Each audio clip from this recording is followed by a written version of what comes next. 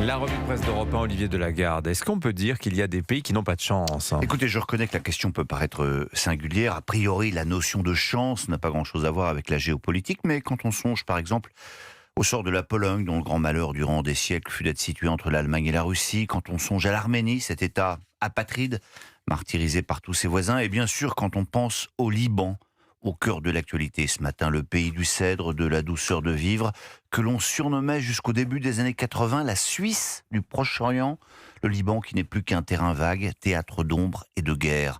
Les photos à la une et en page d'intérieur du Figaro font froid dans le dos, fumée noire au-dessus de Beyrouth, immeubles éventrés, des morts qui se comptent en centaines, des blessés par milliers, reportage de Sybille Rizk à Beyrouth. L'ampleur des massacres et des destructions est effroyable, témoigne le haut-commissaire des Nations Unies aux droits de l'homme, Volker Turk. Un tel carnage, quelques heures seulement après la conclusion d'un cessez-le-feu avec l'Iran, dépasse l'entendement. Il faut donc qu'Israël cesse immédiatement ses frappes sur le Liban. Sans doute, mais il faut bien comprendre que l'État hébreu a de bonnes raisons de s'attaquer enfin à cet ennemi puissant surarmé par l'Iran, le Hezbollah, qui pour le plus grand malheur du Liban a colonisé le sud du pays. Nous avons frappé sans cible en 10 minutes dans des secteurs où le Hezbollah se croyait à l'abri. Hier, rapporte Pascal Brunel, correspondant des Échos à Tel Aviv, Benjamin Netanyahou a revendiqué haut et fort son opération. Elle s'appelle Ténèbres éternelles, pauvre Liban. Mais encore une fois, dans cet Orient compliqué, évitons les idées simples. Lisez plutôt le double reportage que publie le Parisien aujourd'hui en France. Le journal a envoyé ses reporters de part et d'autre de la frontière israélo-libanaise, où les combats font rage. Paloma Dupont-de-Dinchin raconte la vie quotidienne à Klaya, un village chrétien d'irréductibles Libanais qui ne veulent pas partir malgré les frappes quotidiennes, précise Aline, 31 ans, 2 enfants en bas âge dans les bras.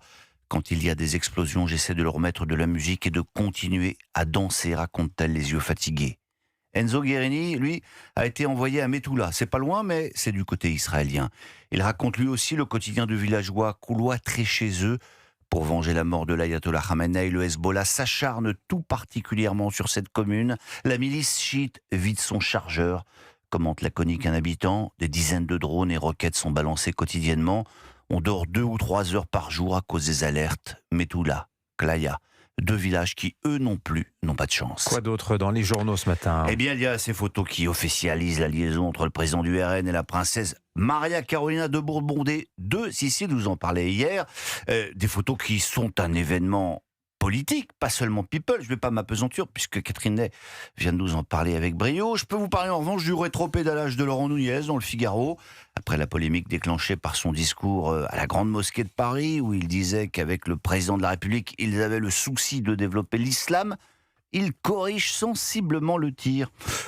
J'ai commis une maladresse, bafouille-t-il. La République n'a évidemment pas à s'occuper de la promotion de l'islam, ni de toute autre religion. Alors à propos de promotion de la religion, Emmanuel Macron rencontre le pape aujourd'hui et préparerait la venue de Léon XIV en France.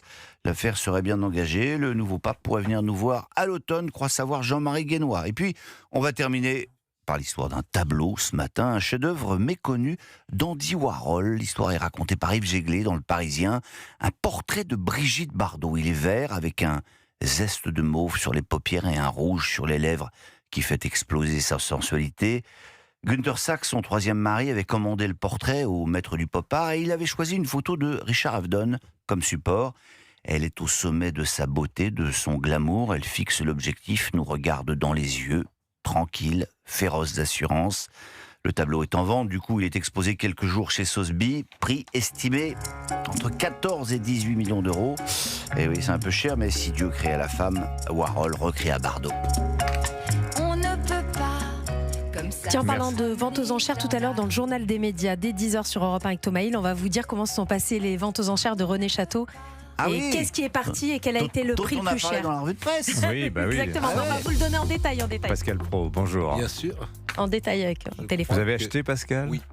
C'est vrai ? Vous avez acheté quoi ? Laquelle ?